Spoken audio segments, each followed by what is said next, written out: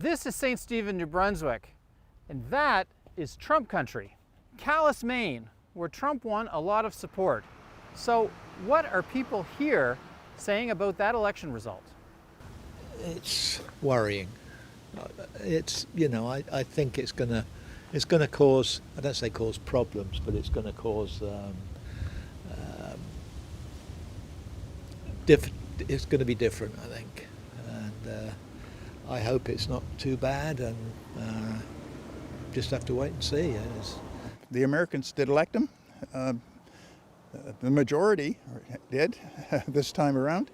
So we'll have to wait and see. But I'd be very, very worried, both about what's going to happen on the other side of our border here and what the implications are going to be on our side of the border.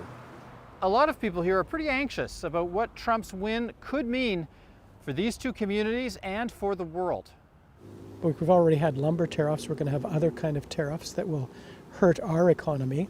I think it's going to be hard to get along with some of the plans that they will have about how they want to prosper the United States at the expense of their trading partners. I'm also fearful about the rise of the right here in Canada that comes along with what happens in the States. How do you think it will affect, border places like this? Do you think it will, or how do you think it will? Where there's a fair amount of movement across the border and people know each other. Well, it depends on how the Canadians feel about us. Maybe they won't want us to come in anymore.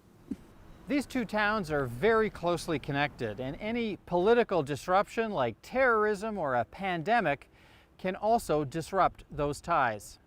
Well, since 9/11 and COVID and whatnot, we used to just walk back and forth, and it was quite easy. So it's not the same as it was. At least I don't think so anyway. But Well, it was interesting. I usually walk up to the bridge about this time of day, and it's always packed in both directions. This morning, wasn't a car on the bridge for a couple of minutes. Nothing.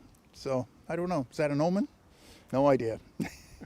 I just find it hard to believe that the majority of my fellow citizens would have voted for somebody who is an adjudicated rapist, a 34 times felon, and obviously clearly unfit to be president of the United States.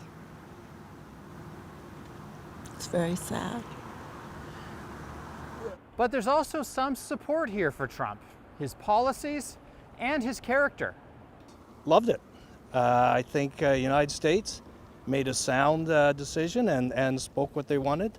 I think you just got to look at what the person's going to do for the country.